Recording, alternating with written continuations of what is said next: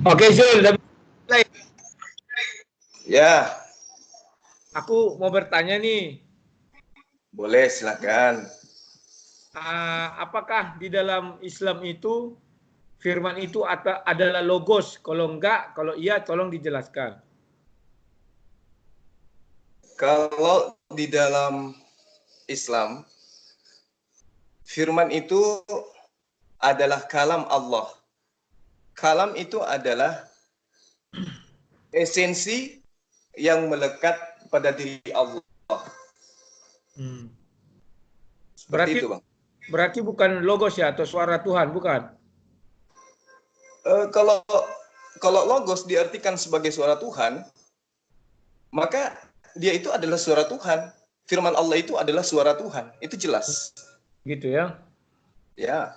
Oh, berarti apakah kita bisa mengatakan bahwa Nabi Muhammad mendengar suara Tuhan? Pada kesempatan yang lain, Rasulullah Muhammad SAW itu mendapatkan wahyu kadang langsung mendengarkan suara Tuhan, kadang melalui perantaraan malaikat Jibril. Hmm, hmm. Yang langsung dari Tuhan contohnya apa ya? Pada saat beliau Isra Mi'raj. Oh, berarti yang di langit ketujuh itu ya? Baik. Nabi Muhammad langsung mendengar suara Tuhan.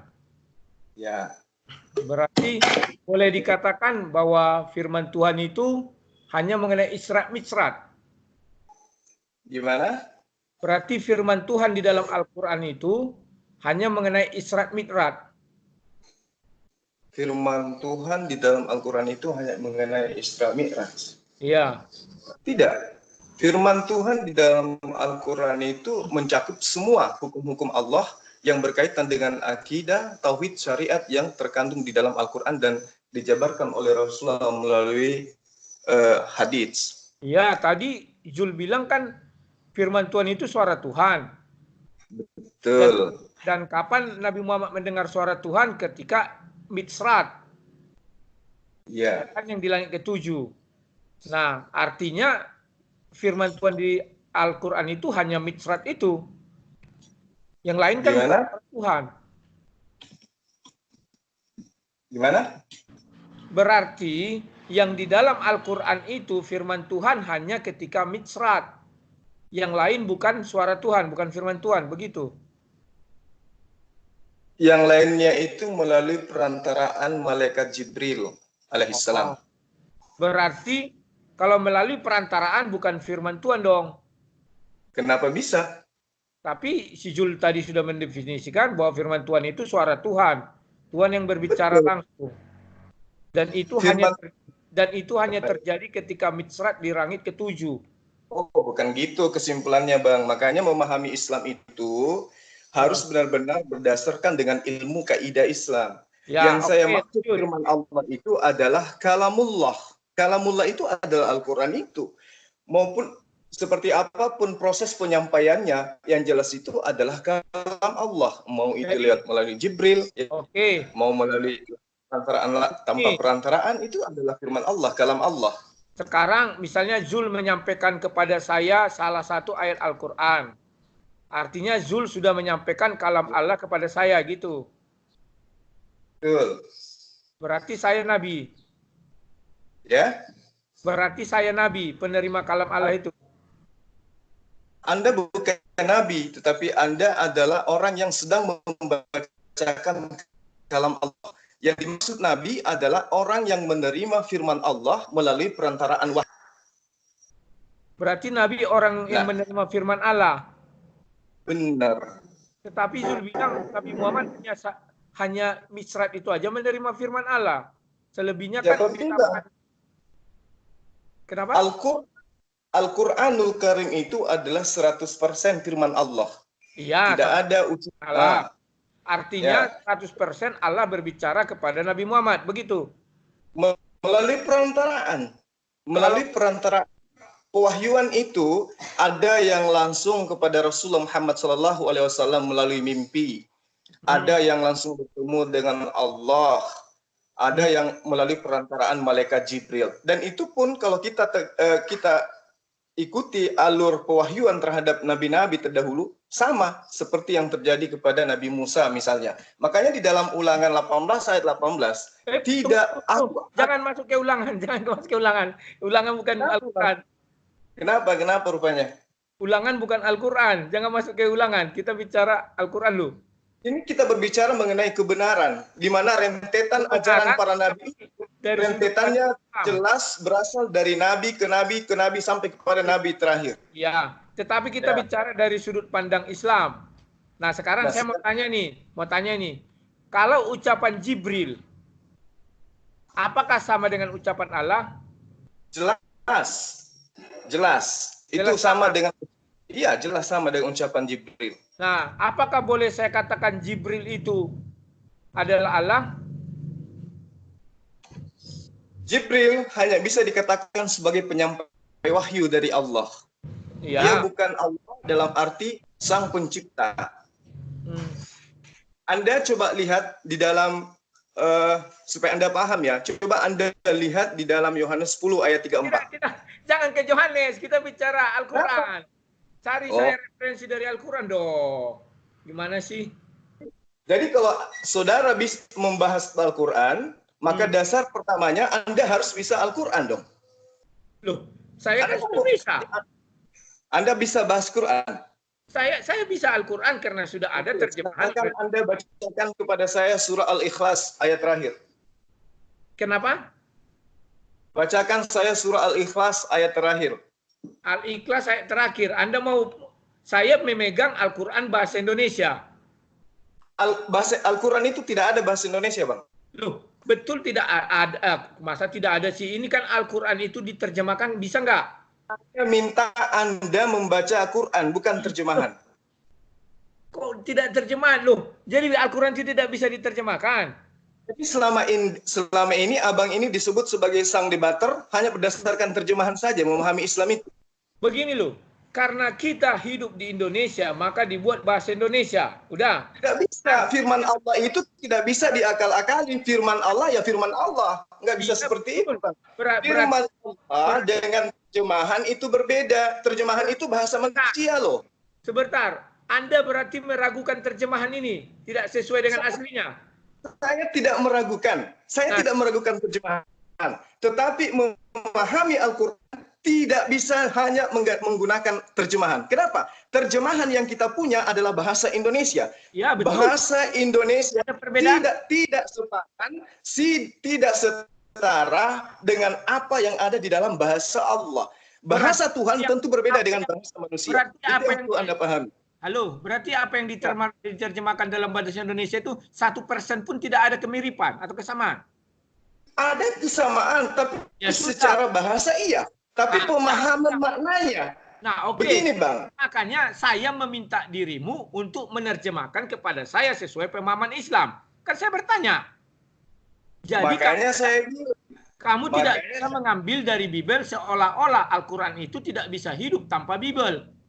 Kan, saya menjelaskan Quran supaya Anda paham Quran, maka saya mengambil kitab Anda supaya Anda paham. Karena yang saudara paham, yang saudara kuasai itu adalah terjemahan Bible. Anda ingin mengkaji Quran, Anda harus masuk ke dalam Quran. Sebentar, saya bicara Al-Quran. Sebentar, saya bicara Al-Quran dalam bahasa Indonesia dan Anda mengerti. Maka agar saya tidak salah tafsir, saya minta pendapat Anda. Kan begitu. Nah, oke, kita kembali ke topik. Sekarang, saya buka satu ayat. Ya, silakan. Mungkin Anda sudah tahu ini. Aku ingin lihat apakah ini juga. Nah, berkatalah Muhammad kepada mereka. Ini di Al-Anbiya 4. Al-Anbiya 4. Ya. Boleh bacakan ayatnya? Ya. Berkatalah Muhammad kepada mereka, Tuhanku mengetahui.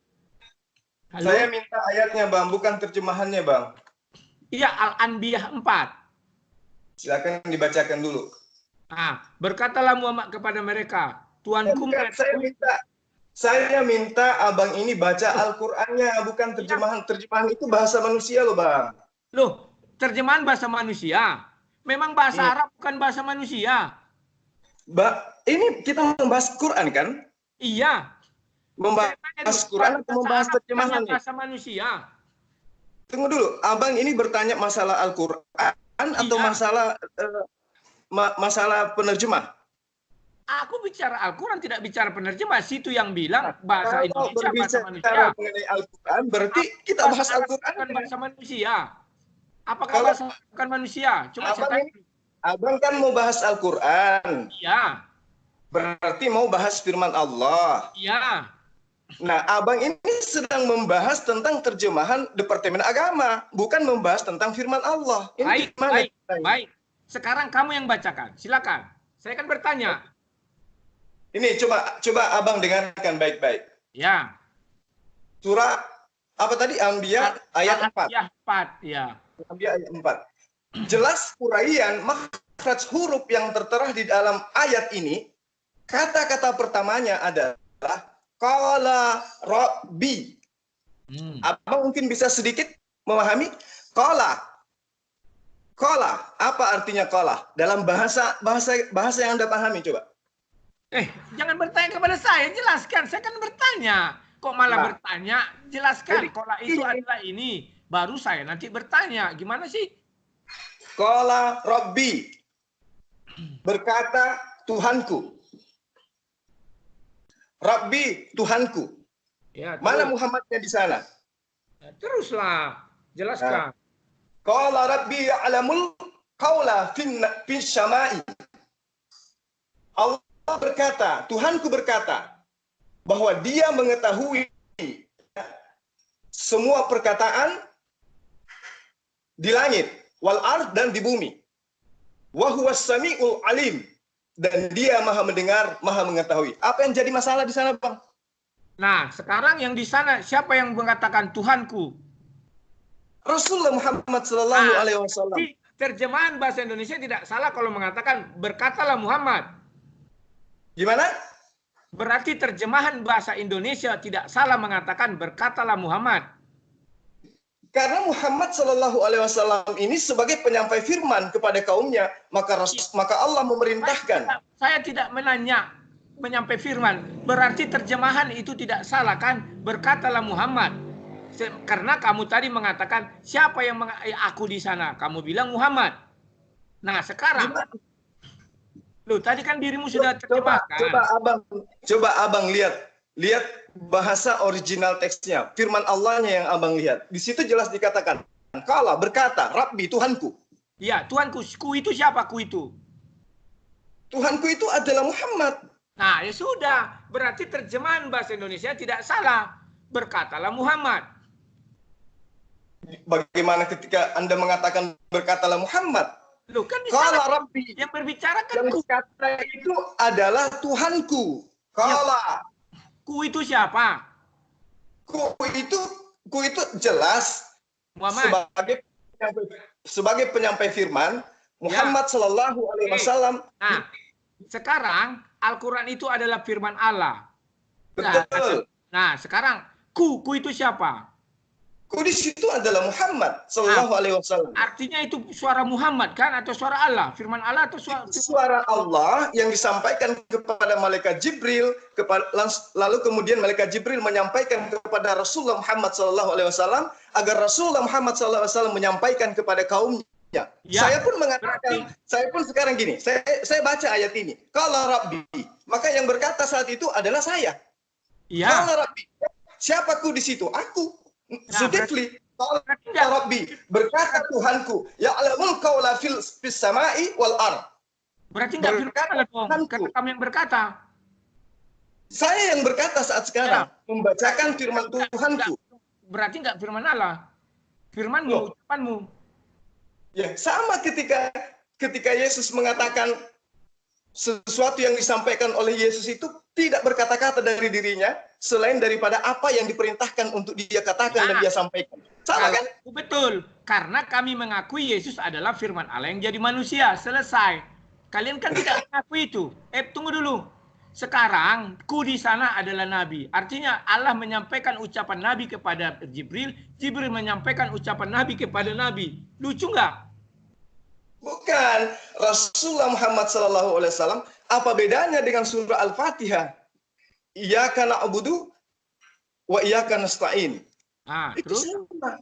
artinya apa? Artinya Allah menyampaikan firman ini kepada Jibril, Jibril menyampaikan kepada Rasulullah Muhammad SAW tidak menambah, tidak mengurangi. Ini adalah perintah untuk diucapkan oleh Rasul. Perintah, betul perintah. Berkata Kalau Tuhanku. Tidak, ucapan Nabi yang dikutip oleh Allah dan disampaikan kepada Jibril, Jibril menyampaikan lagi kepada Nabi Muhammad. Kan lucu.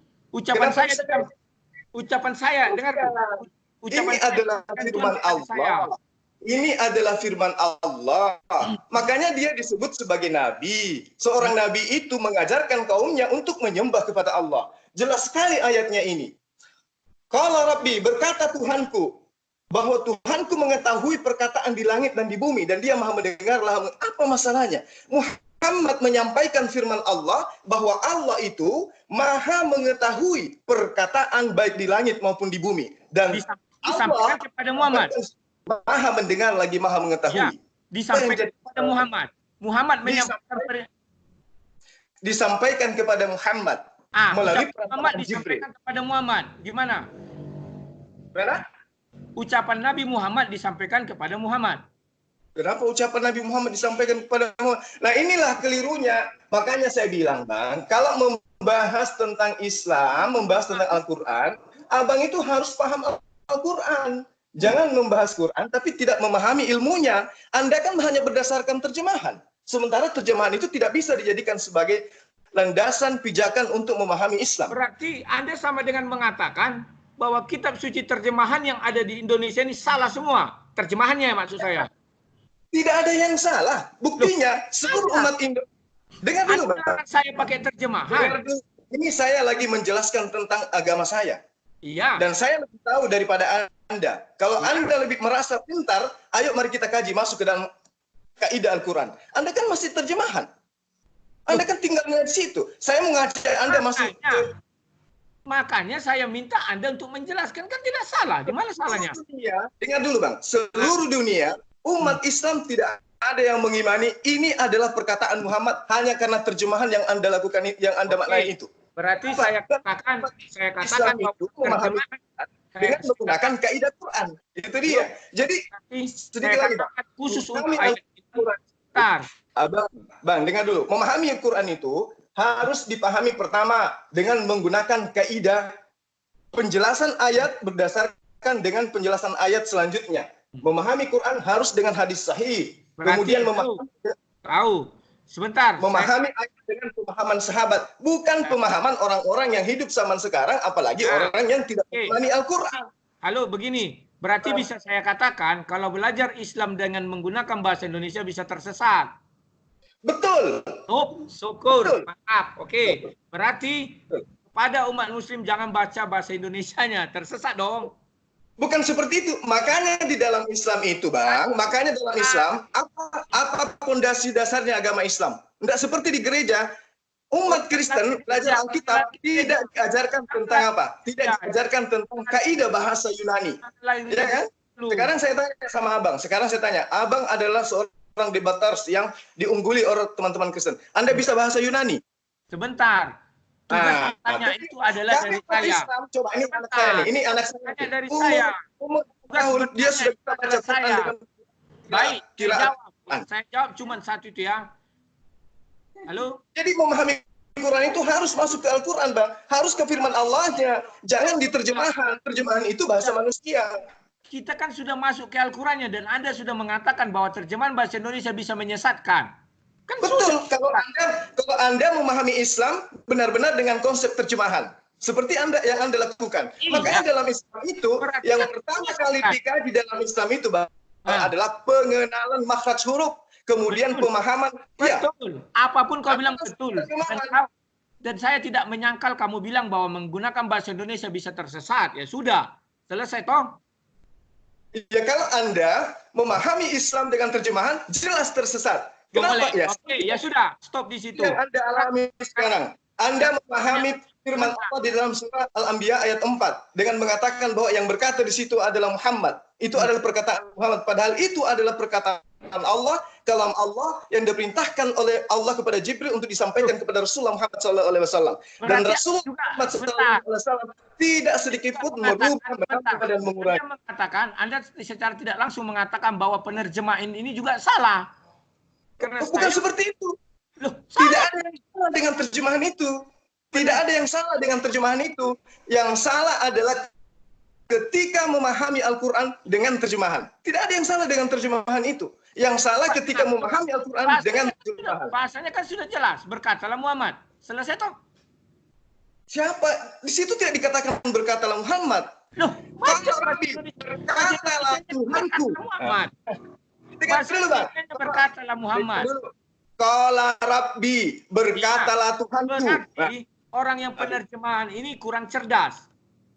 Gimana ceritanya kurang cerdas? Abang yang memahami ayat dengan terjemahan. Makanya coba lihat ayatnya. Qala Rabbi itu maknanya katalah Tuhanku. Siapa yang berkata di situ? Tuhannya Muhammad. Yang berkata di situ. Begini loh, sebentar. Jadi Bang, dengar Bang. Sesi pertama ketika Rasulullah menyampaikan surah Al-Anbiya ini kepada kaumnya, dia mengatakan qala Rabbi ya'lamul qawla fil sama'i wal ar. Berkatalah Tuhanku. Berkatalah Tuhanku. Siapa yang berkata? Tuhannya Muhammad. Siapa yang menyampaikan? Muhammad. Jadi Muhammad sebagai penyampai Quran kepada kaumnya, dia mengatakan qala Rabbi ya'lamul qawla. Sebentar, halo. Ya, silakan. Sebentar, saya ulas pelan-pelan ya. Berkatalah Tuhanku. Allah berfirman misalnya, berkatalah Tuhanku katanya. Tuhannya Allah siapa? Berkatalah Tuhanku. Kalau memang kau buat dari sudut Islam, ada dari sudut Allah itu. Berkatalah Tuhanku. Berarti kan Tuhan yang sedang berfirman. Tuhannya Allah siapa? Loh, dengar dulu Bang. Ini ayat disampaikan bukan Allah. Dengar dulu. Saya lebih paham Quran daripada Abang ini. Anda kan hanya berdasarkan terjemahan. Kalau memahami terjemahan kayak inilah jadinya. Kalau Rabbi, ini firman Allah ingin disampaikan kepada Muhammad. Disampaikan kepada Muhammad apa yang ingin Muhammad sampaikan. Kalau Anda mengatakan bahwa Allah mengatakan seperti itu, berarti sama dong ketika Allah mengatakan innani ana Allah la ilaha illa ana, tidak ada Tuhan selain Allah, maka fa'buduni li dzikri, maka sembahlah aku untuk mengingatku. Berarti Allah masih menyembah kepada Allah lain. Beda itu. Karena di sini ada penegasan kata ku. Loh, di ayat-ayat yang lain banyak mengatakan seperti itu. Beda. Ada di sana kami pun ada bedanya. Berarti ini ku, siapa ku? Kamu yang pertama Nabi Muhammad. Yang kedua kamu bilang Allah yang berfirman. Sallallahu alaihi wasallam qala Rabbi, berkatalah Tuhanku. Apa kata Muhammad apa kata Tuhannya Rasulullah Muhammad sallallahu alaihi wasallam? Ya'lamul qawla fis sama' wal ard. Begini, saya misalnya menyampaikan pesan nih. Berkatalah Bapakku. Artinya aku menyampaikan anu Bapakku. Nah, sekarang yang menyampaikan ini siapa? Allah. Berkatalah kata Allah kepada Jibril. Berkatalah Tuanku kata Allah. Kalau kamu tidak mau itu nama Nabi Muhammad, berarti Allah atau Jibril. Berkatalah Tuanku kata Jibril. Itu kalau Anda memaknai kalau Anda bukan sebagai seorang nabi. Seorang nabi menyampaikan firman Allah itu tidak ditambah dan tidak dikurangi. Makanya yang membedakan antara Al-Quran dengan kitab-kitab yang lain, Al-Quran itu 100% firman Tuhan, tidak ada penambahan. Kalaupun ada perkataan Rasulullah, itu disebut sebagai hadits. Ini Al-Quran. Oke, sekarang ini kita beralih lagi karena itu kita beralih coba ini ketika ingat enggak ketika apa sebentar ya. Silakan Bang. Sebentar, aku ada agak lupa dikit ini sebentar ya.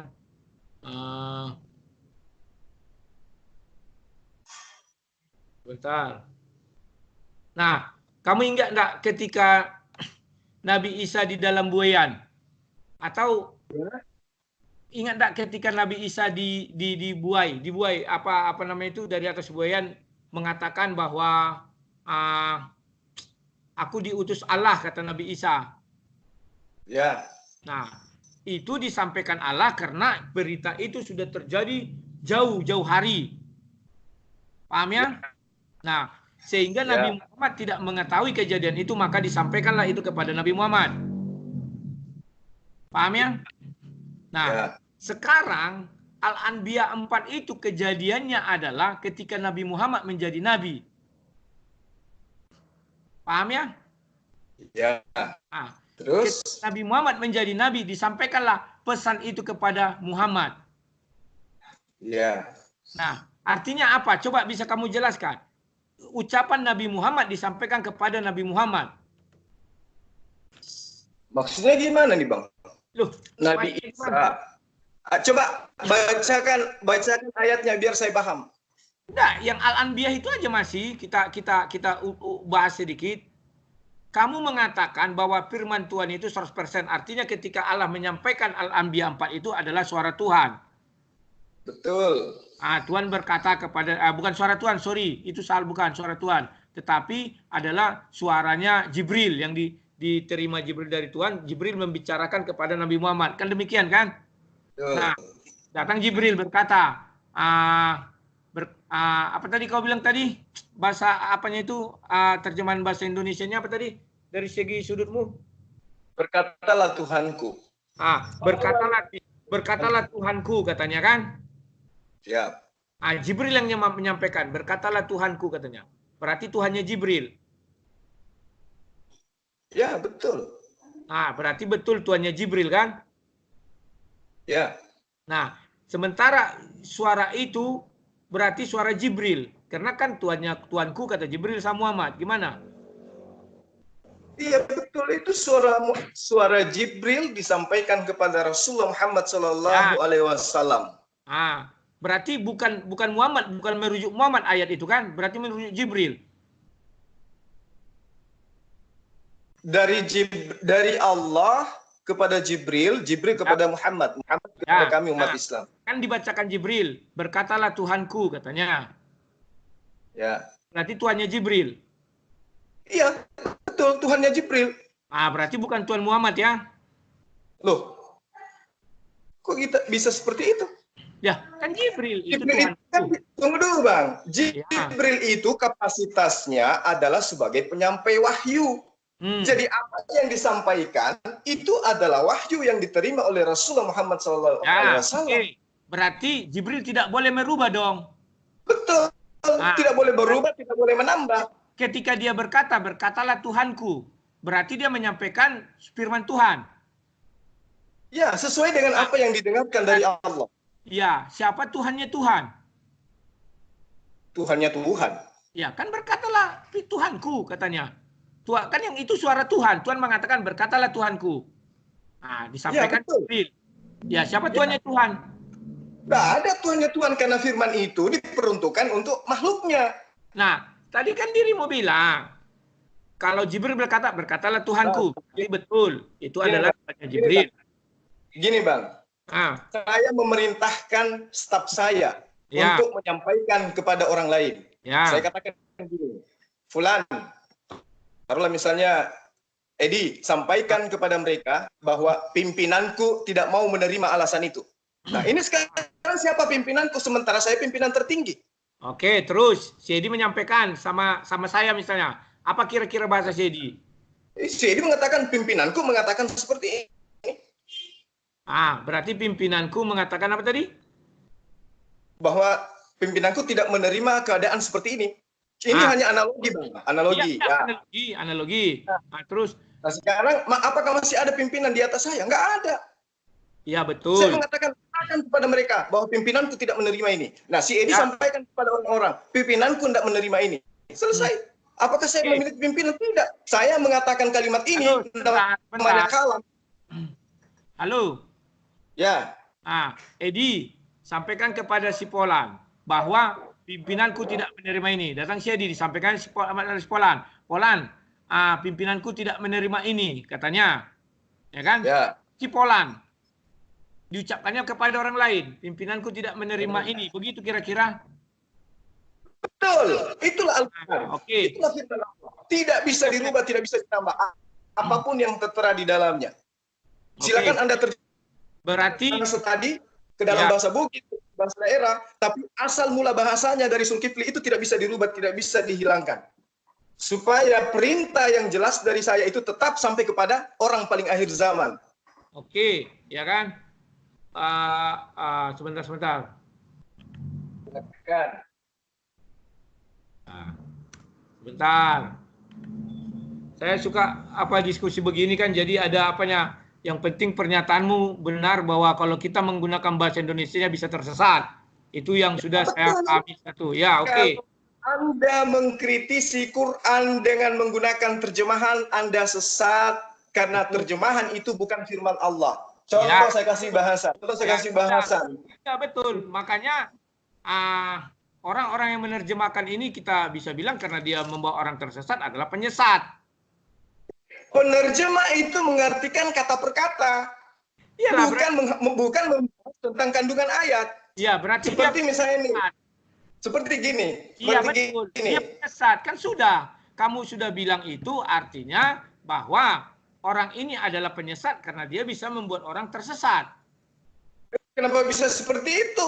Itu pemahaman pemahaman Anda. Anggap saya sekarang ini sudah tersesat gara-gara membaca bacaan itu. Berarti orang itu menyesatkan saya kan? Sekarang gini, Anda itu orang Islam itu kitabnya apa? Al-Quran atau terjemahan? Ya, Al-Quran.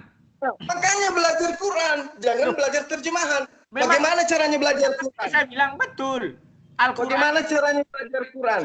Bagaimana caranya belajar Quran? Halo, gantian dong.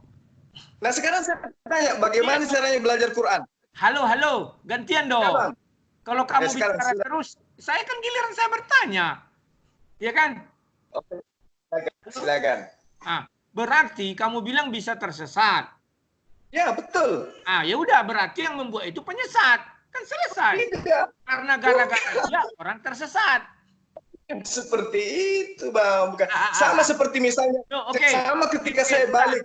Sekarang saya balik kepada Anda. Tidak. Saya masih giliran saya bertanya. Oke, waktu saya tinggal sebentar.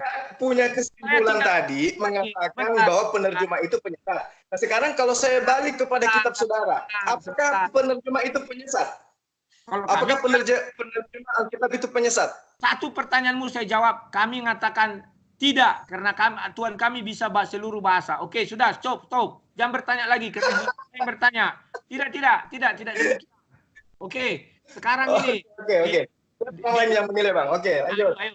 Di sesi-sesi terakhir ini ya, saya mau bertanya. Firman Allah berasal dari Allah atau dari luar Allah? Berasal dari diri Allah. Namanya kalam Allah. Ya, oke. Berarti bolehkah saya katakan firman bersama-sama dengan Allah, maka firman Allah adalah Allah? Betul. Oh, ya udah. Firman itu bersama-sama dengan Allah. Maka firman itu adalah Allah. Maka firman itu adalah Allah. Oke, terima kasih. Berarti kita sudahi debat kita hari ini karena waktuku sudah 33 menit. Ya. Oke, berarti tapi saya boleh satu kalimat, Bang. Apa itu? Saya juga satu kalimat. Silakan. Oke. Allah bersama-sama dengan kalamnya. Karena kalam itu adalah sifat yang disifati oleh Allah yang tidak terlepas dari dirinya. Allah menciptakan segala makhluk dengan firman-Nya, dengan kehendaknya, dengan kalamnya. Sehingga seluruh nabi, termasuk Yesus yang Anda tuhankan itu adalah makhluk Allah yang diciptakan melalui kalam Allah. Makanya Isa alaihissalam disebut adalah kalimatullah atau kalimatuhu. Itu jelas. Itu jelas. Jadi Anda jangan mengatakan pengakuan saya ini mengakui Yesus sebagai firman, maka dia adalah Tuhan. Tidak. Seluruh apa yang ada di atas langit ini, di atas bumi ini, semua tercipta dari firman, semua tercipta dari kalam, termasuk yang Anda tuhankan itu berasal dari firman. Maka dikatakan pada mulanya adalah firman. Yesus itu pada mulanya adalah firman. Yesus itu pada mulanya adalah kalam. Seperti itu, Pak. Halo, dengar. Ya, halo. Anda sudah selesai membuat apa kalimat penutup, sekarang saya buat kalimat penutup juga. Ya kan?